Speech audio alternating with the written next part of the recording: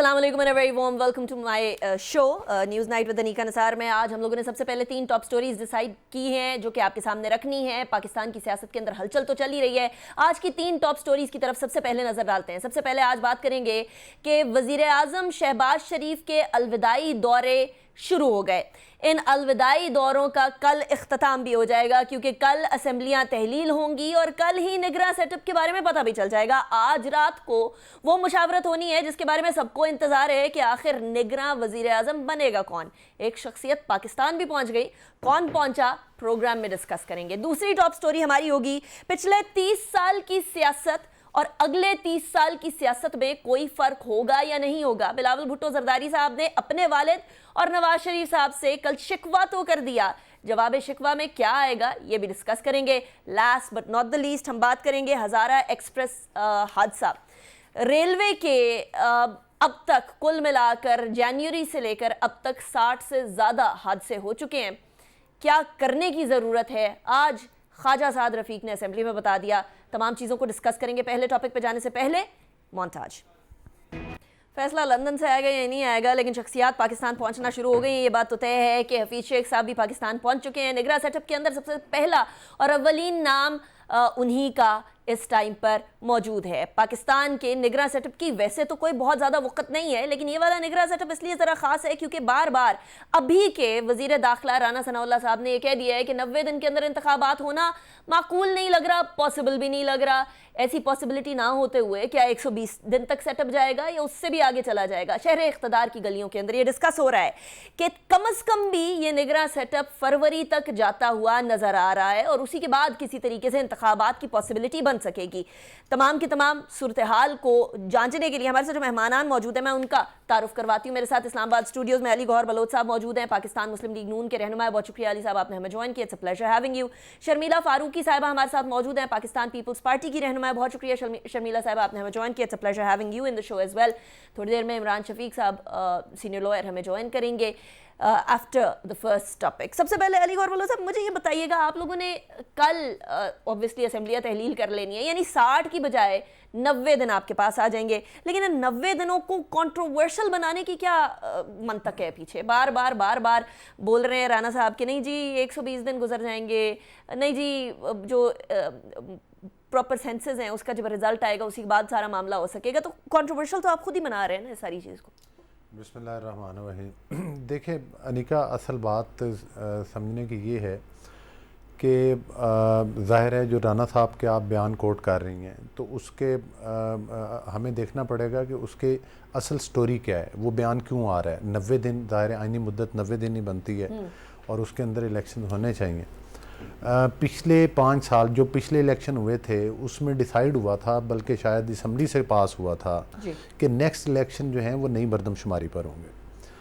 तो उस पर जब अगली गवर्नमेंट बन गई, हम तो खैर उसको सिलेक्टेड गवर्नमेंट ही कहते थे और थी भी वो सिलेक्टेड ही, उस गवर्नमेंट को इलेक्शन कमीशन ने पूरे 4 साल लेटर्स लिखे लेकिन उन्होंने उसका रिप्लाई ना किया, उनको रद्दी की टोकरी में डालते रहे। और उसके बाद जब ये हमारी गवर्नमेंट आई तो इन्होंने आकर डिजिटल जो है वो आपने देखा मरदमशुमारी करवाई है। और इस सेंसस के बाद अब अगला मरला ये है कि जो अगले इलेक्शन हैं वो उस वक्त डिसाइडेड था कि वो नई मरदमशुमारी पर होंगे। तो उस मरदमशुमारी तो हो चुकी है, हल्का बंदी पर इलेक्शन कमीशन ये कहता है कि 60 डेज भी लग सकते हैं, 60 से कम भी लग सकते हैं। इसलिए राना साहब जवाब देते हैं। अगर आप ये कहें कि जनाब आप 90 डेज से ना, तब तो कोई मसला नहीं है ना, 90 डेज हैं, 60 डेज नहीं हल्का बंदियां कर लें, फिर 30 डेज के इन 90 डेज के अलावा 60 डेज लगेंगे।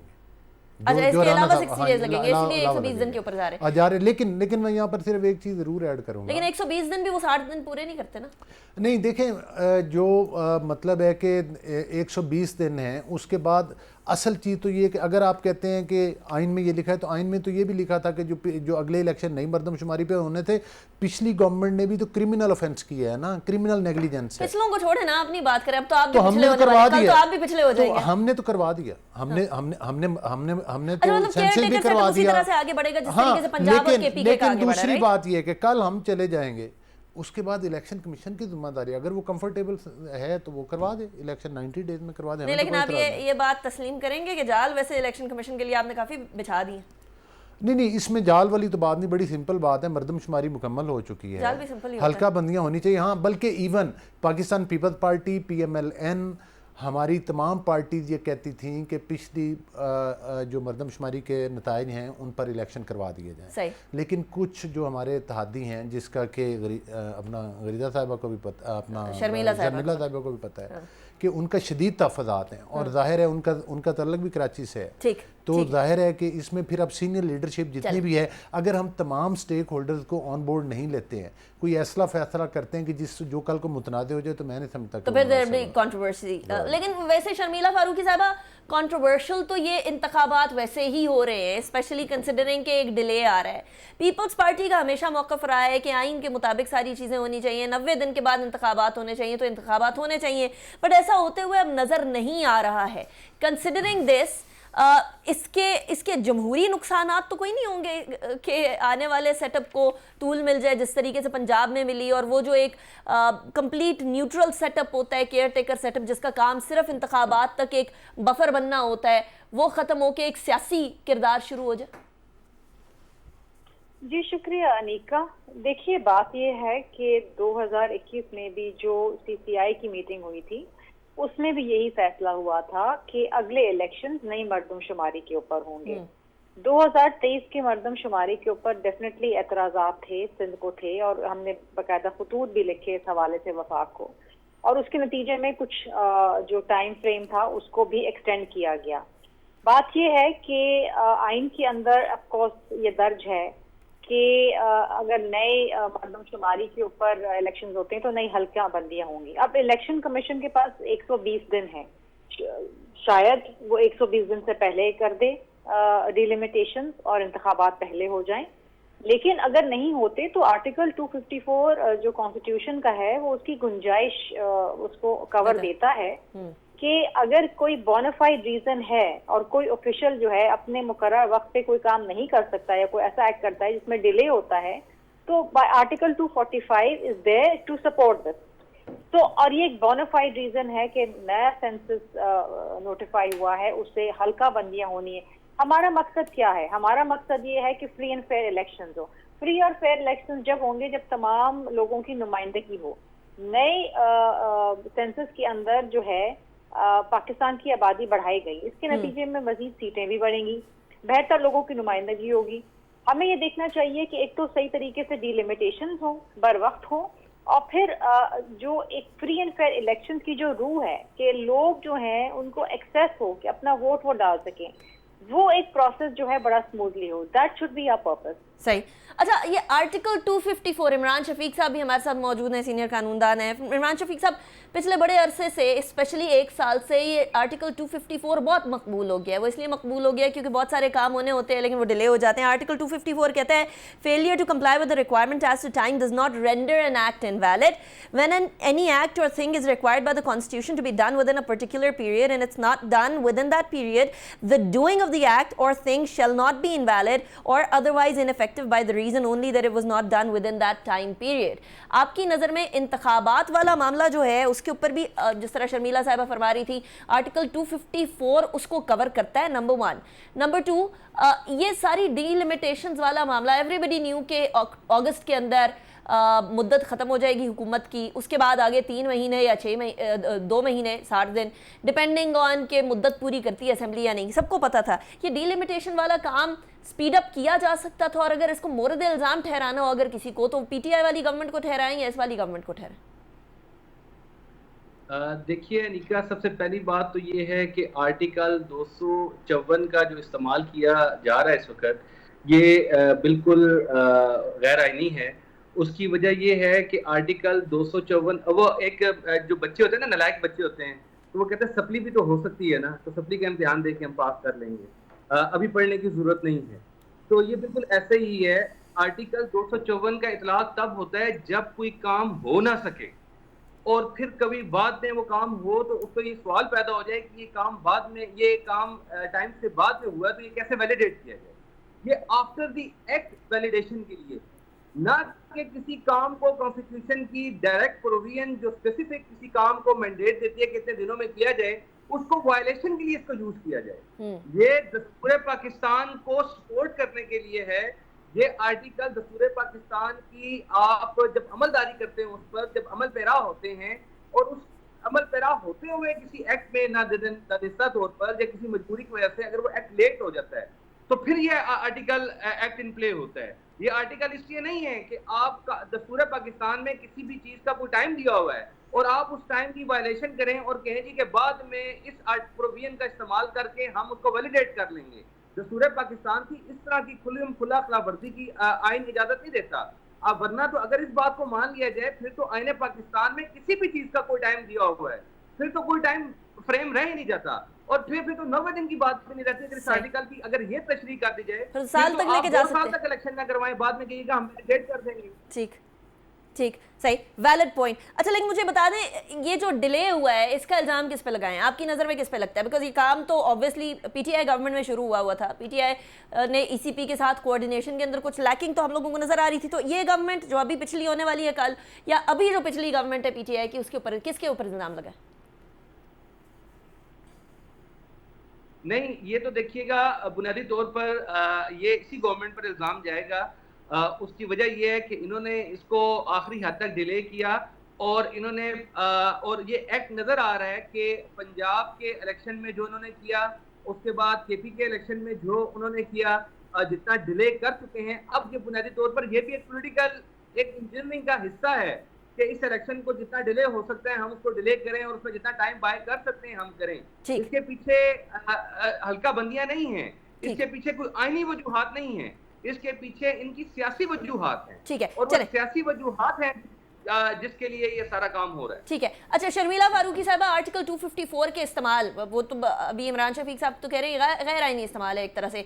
क्या आप आइन को सपोर्ट करने की बजाय, उस आर्टिकल का हवाला देने की बजाय आप बेसिकली इसलिए हवाला दे रहे हो कि जी आइन को अगर हम लोग थोड़ा सा डिले कर लें उसके हिसाब से जो हमने काम करने हैं तो that is okay as well? इसके ऊपर जवाब देना चाहेंगी?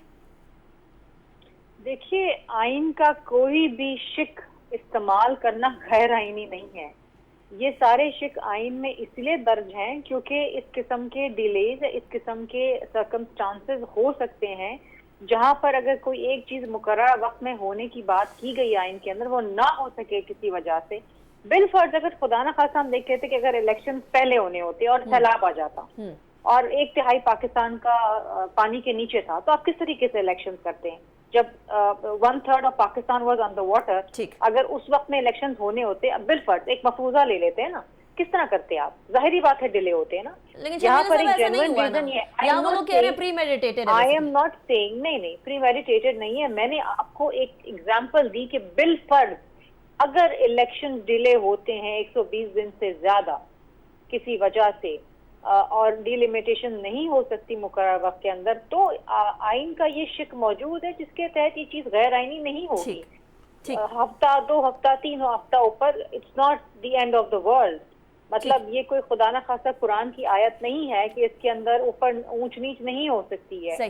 तो अगर डिलिमिटेशन होने में कुछ वक्त दरकार हो जाता है तो कोई ऐसी बड़ी बात नहीं है।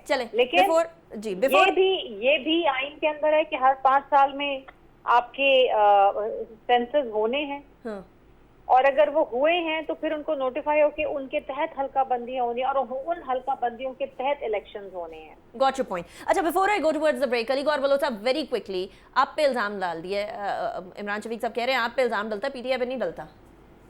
देखिए, इल्ज़ाम तो बड़ा आसान तरीका है, किसी पर भी आप लगा दें, आप चाहे पीटीआई पे लगा दें। नहीं, मतलब बेहतर है कि बंदा इल्ज़ाम लगाने की बजाय कुछ सॉलिड ग्राउंड पर बात करे तो ज़्यादा बेहतर है। देखिए, बड़ी सिंपल बात है, आप आइन की बात करते हैं, मुझे ये बताएं कि आइन में कहाँ पर लिखा है कि एक शख्स की मर्ज़ी के ऊपर असम्बलियाँ तोड़ दी जाएँ और मुल्क में सियासी इंतशार फैलाया जाए? आइन में किस जगह पर लिखा हुआ है कि भाई आप जो है 2 जनरल इलेक्शन जो हैं वो 2 सूबों में पहले करवा दें? मेरी गुजारिश है ना, आइन में तो ये लिखा है कि level playing field. Level playing field का मतलब ये है कि ऊपर कोई निगरान हुकूमत हो, तमाम पार्टीज के लिए लेवल प्लेइंग फील्ड हो। अगर हम उस वक्त इलेक्शन कराते, मरकज में हमारी हुकूमत थी, आज उधर पार्टी नहीं, ये देखें, बात ये है कि ये फिर आप जिस तरह से मर्जी तशरीह करते जाएं, वो रबर स्टैंप की तरह, गुजारिश करने का मकसद ये है कि ये एक बड़ा जायज़ मुतालबा था। 3 करोड़ लोगों का वोट का हक मुतासर होना था अगर आप नई वो सेंसस के ऊपर नहीं करवाते। सवाल ये नहीं है कि सही है या हाँ, नहीं। As soon as possible. पहले हो सकता था भाई, पहले कैसे हो सकता था? वो तो पिछली गवर्नमेंट ने करवाई नहीं है। हमारी गवर्नमेंट ने आके इनिशिएटिव लिया, जो कि पीडीएम की गवर्नमेंट है, जिसमें पाकिस्तान पीपल्स पार्टी सारे और ये डिसाइड हुआ था कि नई मर्दमशुमारी पर इलेक्शंस होंगे। अब अगर डीलिमिटेशन के लिए को 15-20 दिन आगे हो गए, मोहतरमा शहीद हुई थी, इलेक्शन आगे गए, एक रीजन तो क्या फिर कोई डील होगी। अच्छा, मैं आपको एक और भी बात बताऊं। कुछ चीज़ों पर आइन में भी सुकम है, जो कि बड़ी कॉमन सेंस की बात है। हम अपने मुल्क में अगर आइन इजाज़त देता हो तो कोई सियासी खिलवाड़ तो नहीं कर सकते। जिस तरह से इमरान न्यादी साहब हर सीट पर खुद खड़े हो गए, देखने को तो आइन इजाज़त देता है। इसलिए हर वो बात जिसकी आइन इजाज़त देता है और उससे मुल्क में इंतशार फैलता है, वो शैतानियत करने के लिए कुछ लोग तैयार होते हैं। ये वाली बात ना पीटीआई वाले आप लोगों के बारे में भी कहते हैं। ये बात बड़ी इंटरेस्टिंग है कि दोनों साइडें एक दूसरे के बारे में कहती हैं। लेकिन मुझे ब्रेक की तरफ जाने दीजिएगा, ब्रेक के बाद वापस आते हैं। उसके बाद फिर बिलावल भुट्टो साहब की एक स्टेटमेंट को भी डिस्कस करना है। नॉट जस्ट दैट, नाम कौन सा है केयर टेकर प्राइम मिनिस्टर के लिए और क्यों इतना जरूरी है? ब्रेक के बाद।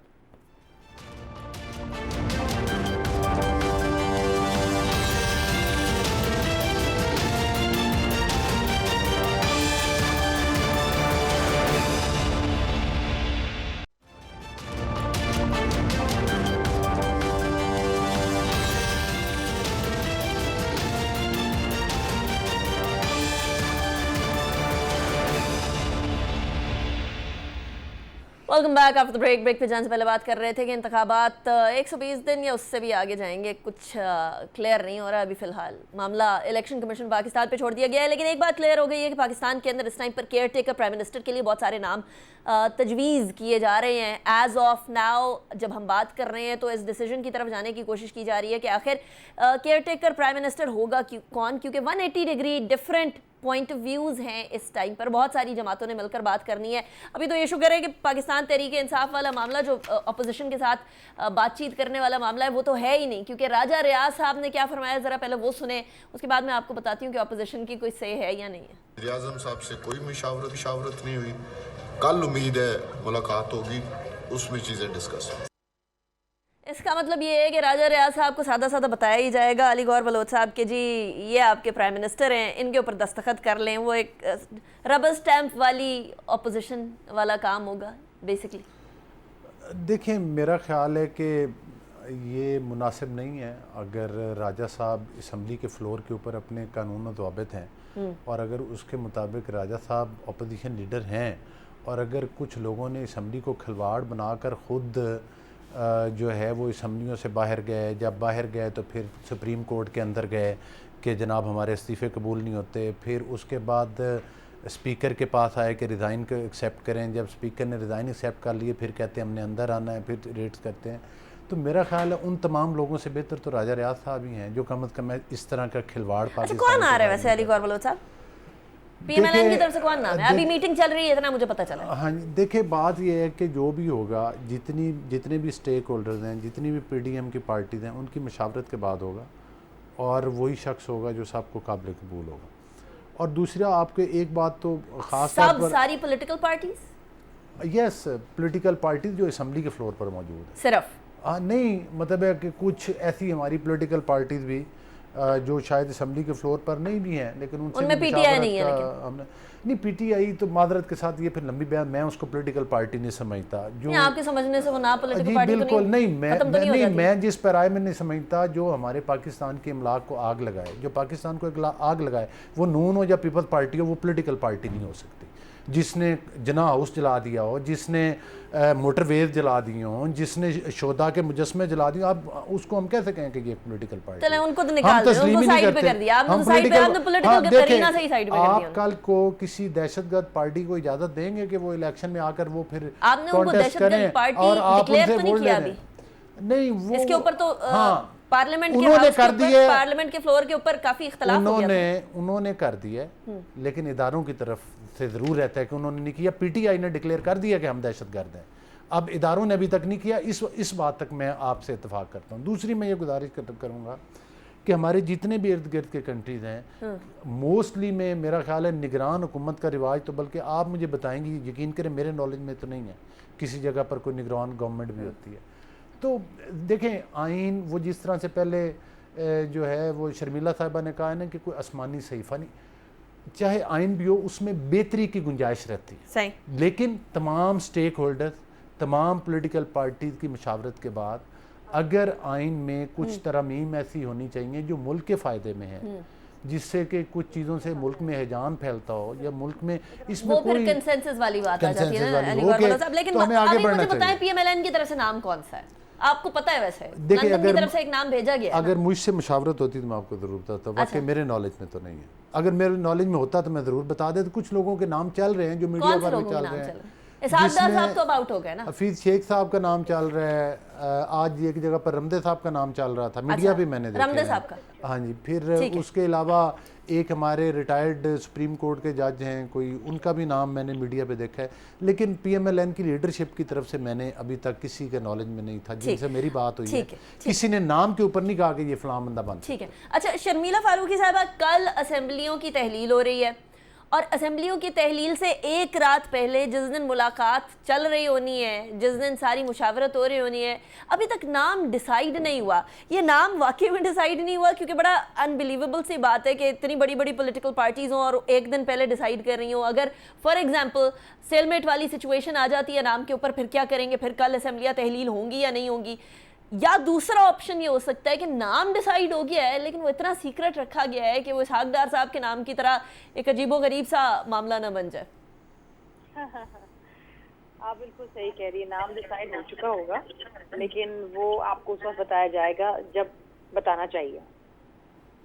अच्छा, वो कौन सा नाम हो सकता है? कुछ आपके गेसेस हैं या आपको भी नहीं बताया? नहीं, हमें भी नहीं बताया। अच्छा। लेकिन नाम डिसाइड हो चुका होगा और मैं समझती हूँ कि हो चुका है और आपको सब बताया जाएगा जब नाम अनाउंस करने की बारी आएगी। अच्छा, मुझे बताएं, ये नाम जो होगा ये सबको काबिल कबूल वाला नाम होगा? कोई सियासी शख्सियत होगी, कोई टेक्नोक्रेट होगा, कोई ऐसा नाम होगा जो कि सियासतदानों समेत बाकी पावर्स को एक्सेप्टेबल हो? Who could that person be? देखिए, I am sure there are many man of integrity in Pakistan जो इस मनसब पे आके जो एक जिम्मेदारी है उसको बखूबी निभा सकें। अब मैं क्या नाम लूँ? अगर मैं कोई भी नाम लूंगी तो आप बोलेंगे ये नाम है, तो मैं खुद भी नाम नहीं लेना चाह रही। लेकिन वैसे अली गौर बलोच साहब ने ले लिए नाम, आप ले सकती हैं। आई विल नॉट से अली गौर बलोच साहब ले सकते हैं, मैं नहीं ले सकती। नहीं, मैंने तो वो नाम जो सोशल मीडिया पे देखे हैं, जिस तरह से देखा अभी डिस्क्लेमर आ गया इनका। वो शर्मिला साहिबा ने भी देखे होंगे, वो आप जैसे लोगों से हो सकता है प्रोग्राम से पहले आपके मुंह से ही सुने, तो हम तो वो नाम कर रहे हैं कि ये कर रहे हैं। लेकिन बाकायदा तौर पे अगर शर्मिला साहिबा कहें या मैं कहूँ कि हमें कोई लीडरशिप की तरफ से पता है फलां नाम डिस्कस हो रहा है। पहली दफा हुआ है कि केयर टेकर सेटअप के नाम के ऊपर इतने ज्यादा तगदो हो रही है, इतने ज्यादा इंपॉर्टेंट जो भी आ जाए मेरे ख्याल में कोई फर्क नहीं पड़ता। कोई फर्क नहीं पड़ता। अच्छा, एक चीज से तो फर्क पड़ता है, वो बड़ी इंपॉर्टेंट बात है, बिलावल भुट्टो जरदारी साहब की बात है, वो ज़्यादा इंपॉर्टेंट है। इमरान शफीक साहब, बिलावल भुट्टो जरदारी साहब ने फरमाया है कि पिछले 30 साल की जो सियासत है, अगले 30 साल की सियासत को भी इसी तरीके से आगे लेकर चलना है, तो फिर मेरे लिए और मरीम नवाज साहिबा के लिए तो बड़ा मुश्किल हो गया ना। मैं टू बी प्रिसाइज आपके सामने वो कोट रख देती हूँ। कहते हैं कि जी आसिफ जरदारी साहब और नवाज शरीफ साहब दोनों को ऐसे फैसले लेने चाहिए जिससे मेरे और मरीम के लिए आगे जाकर सियासत में आसानियाँ हों, और लेकिन जिस तरीके से हम चल रहे हैं लग रहा है कि हमारे बड़ों ने फैसले जो करने हैं वो 30 साल से आप लोगों ने सियासत भुगती है, वैसी सियासत आप लोगों ने हमें देकर जानी है। इमरान शफीक साहब, ये जरदारी साहब और नवाज शरीफ साहब से ही शिकवा हो रहा है? देखिए, बिलावल भुट्टो जरदारी साहब ने बात एक जुर्रतमंदाना की है, लेकिन जुर्रतमंदाना बात के साथ साथ अमल भी जुर्रतमंदाना होना चाहिए। अब बिलावल भुट्टो जरदारी साहब उसी निज़ाम के बेनिफिशरी हैं जिस निज़ाम को तश्कील दिया है, और मरीम नवाज साहिबा भी उसी निज़ाम की बेनिफिशरी हैं जो उनके वालिदैन ने उनके लिए तश्कील दिया है, और वो उन्हीं की राहों को टो कर रहे हैं और उसी रास्ते के मुसाफिर हैं जिस रास्ते पर उनके आबाओ अजदाद चलते चले आ रहे हैं। इसलिए बिलावल भुट्टो साहब अब बचे नहीं हैं, वो एक पार्टी के चेयरमैन हैं, और जब आप किसी पार्टी के चेयरमैन हैं और आप एक वजीर हैं मुल्क में, तो आपको अब ये नहीं देखना होता कि मेरे वालिद साहब मुझे क्या दे रहे हैं और क्या नहीं दे रहे। बल्कि आपने खुद से लीडरशिप की राह मुतय्यन करनी होती है। कौम के मुस्तकबिल का रुख आपने मुतय्यन करना है, आपकी जिम्मेदारी है। उस जिम्मेदारी को अदा करने के लिए आपने कदम बढ़ाना है और आपने जुर्रत का मुजाहरा करना है। आप जब इस तरह की सिर्फ दुहाइयां देते रहेंगे कि हमें भी आज़ादी दी जाए, आपके पास तो इख्तियार है, आप क्यों कठपुतली बनते हैं? किसकी कठपुतली? इस वक्त इशारा किस तरफ है? तो इसलिए मेरा इशारा दोनों तरफ है। वो अपने पार्टियों, अपने अबाओ-इजदाद की भी कठपुतली हैं और इस्टेब्लिशमेंट की भी कठपुतली हैं। वो आज़ाद फैसले करने की पोजीशन में कहीं से भी नहीं है, दोनों तरफ से नहीं है। तो उनको तो जंजीरें ये खुद तोड़नी पड़ेंगी, ठीक है। उनके अबाओ-इजदाद में जुल्फ़िकार अली भुट्टो साहब ने सारी जंजीरें तोड़कर मैदान में आए थे तो वो लीडर बने हैं। बिलावल भुट्टो जरदारी साहब को बहुत अरसा मिल चुका है, 10 साल से उनकी तरबियत होती चली जा रही है और 10 साल बाद पहली दफा उन्होंने जाके कोई एक जुमला कहा है। वाली बात ना, ये बड़ी सीरियस है। वैसे इमरान शफीक साहब, बड़ी सीरियस बात है। मैं इसके ऊपर रिप्लाई लूंगी शर्मिला फारूकी साहिबा को भी, अली गौहर बलोच साहब को भी, लेकिन आफ्टर दिस क्विक ब्रेक।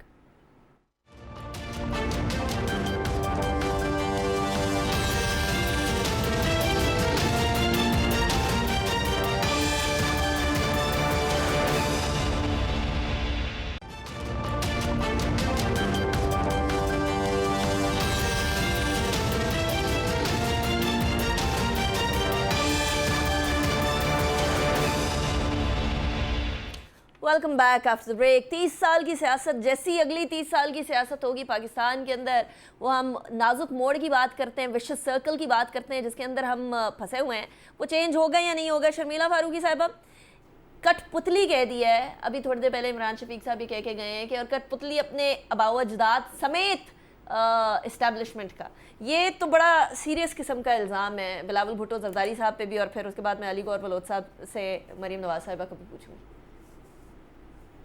देखिए, मैं इस किस्म की गुफ्तगू में ना ही पढ़ती हूँ, ना मैं इस किस्म की चीज़ों पे जवाब देती हूँ। जितने वो उतनी बातें।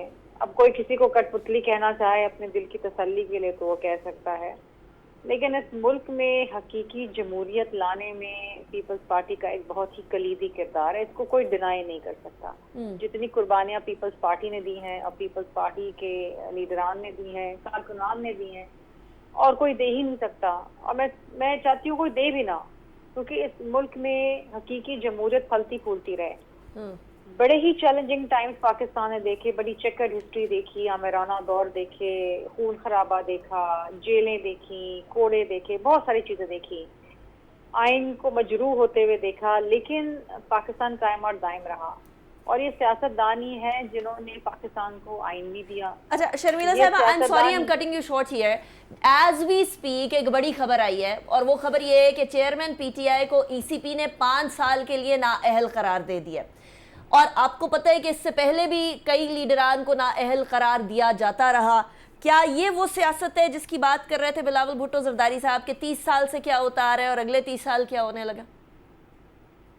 30 साल से क्या होता आ रहा है निका, यही मैं बात कर रही थी कि पाकिस्तान की जो चेकर्ड हिस्ट्री है उसमें एक तवील अरसा, जो लंबे लंबे अरसे रहे हैं ना, वो तो आमिराना दौर के रहे हैं 10-10 साल, और जो हकीकी जमहूरियत के रहे हैं 2-2.5 साल, 2.25 साल।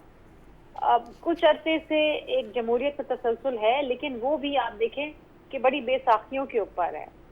तो क्या ऐसा हमें कर देना चाहिए और नेशनल इंटरेस्ट के अंदर हमें अपने जो एक जाती मफादात हैं उनको पीछे रख के, और जो एक अपनी इनहेरेंट डिफरेंसेस हैं उनको पीछे रख के नेशनल इंटरेस्ट में सोच कर आगे चलना चाहिए। यही इसी में पाकिस्तान की भलाई और बचत है। वरना देखिए, इस मुल्क में सियासतदानों को, लीडरान को या फांसी लग गई या जिलावतनी हो गई या वो जेल में चले गए, और ये बड़ी तकलीफ दे बात होती है ऑफ कोर्स, लेकिन जो चीज कहने को तो कानून और आइन के मुताबिक हो रही होती है ना। भुट्टो साहब को अदालती कत्ल किया गया, फांसी पे लगा दिया। आज कई दिहाइयों बाद ये एक हकीकत है, जमीनी हकायक, जिसको कोई डिनाई नहीं कर सकता कि वो एक अदालती कत्ल था, लेकिन उस वक्त तो कहने में तो ये हुआ ना। अच्छा, अभी फिर इसको जरा आज पे लगाते हैं। अली गौहर बलोच साहब, क्विकली क्लोजिंग रिमार्क्स। आज अभी जो चेयरमैन पीटीआई हैं वो 5 साल के लिए नाअहल हो गए। इससे पहले नवाज शरीफ साहब को नाअहल कर दिया था, ताहयात नाअहल कर दिया था। अब ये जो नाअहली वाली सिचुएशन है ये भी अब ऑब्वियसली पीटीआई कहेगी कि भैया आप लोग तो पॉलिटिकल विक्टिमाइजेशन कर रहे हैं, ये बेसिकली ईसीपी तो कठपुतली है, वो तो पहले ही कह चुके हैं, आपको पता ही है। नहीं, कहने से ये नहीं होता। जब ये हुकूमत में थे तो इनके जो वज़रा थे वो लाइन में खड़े होकर इलेक्शन कमीशन ऑफ पाकिस्तान को गालियां दिया करते थे। देखें, इदारों का एक तकद्दस है, आपने प्रोटेस्ट करना, तनकीद करना, वो आपका हक है, लेकिन ये देखें फिर हर जगह पर एक रेड लाइन है, उस रेड लाइन को क्रॉस नहीं करना चाहिए, जिसके ऊपर आपको पता है ना, फवाद चौधरी साहब अभी भी वो तौहीन अदालत की तारीख में मुकदमे हैं। दूसरी बात ये है कि जब सज़ा हो गई है तो वो कोई ये नहीं है कि इलेक्शन कमीशन ने अलग से सज़ा तजवीज़ कर दी है। वो अंडरस्टूड है कि जब आपकी कन्विक्शन हो जाती है थ्रू कोर्ट तो वो ऑटोमेटिकली आप डिस्क्वालीफाई हो जाते हैं। ठीक है, तो वो इलेक्शन कमीशन अब आप कहें कि जी इलेक्शन कमीशन ने नोटिफिकेशन क्यों किया, तो वो मतलब उनके पास चॉइस ही नहीं है कि वो नोटिफिकेशन ना करें। जब अदालत से कन्विक्टेड बंदा जो है वो मतलब अहल नहीं हो सकता। ठीक है, ये RMNA के लिए आई एम सॉरी वक्त खत्म हो गया, but thank you very much for joining me in the show. Sharmila Farooqui साहबा, thank you very much. Imran Shafiq साहब, आपका भी बहुत शुक्रिया। इसी के साथ क्लोजिंग की तरफ जाएंगे। हज़ारा एक्सप्रेस का जो हादसा है उसकी भी जिम्मेदारान के हवाले से 3 लोगों को, जो 3 अफसरान हैं उनको मुअत्तल किया गया है। उसके अलावा 3 मुलाजमीन को मुअत्तल किया गया। सूरत हाल उधर भी कशीदा है। रेलवे को अगर सही करना है तो ख्वाजा साद रफीक साहब कह चुके हैं कि पैसा डालना पड़ेगा, पैसा हमारे पास है नहीं, क्या करेंगे जाने, इसी तरीके से उगलते रहेंगे। ये सवाल मैं आपके लिए छोड़े जा रही हूँ। अनीका निसार को इजाज़त दीजिए, अपना बहुत ख्याल रखिएगा। अल्लाह हाफ़िज़।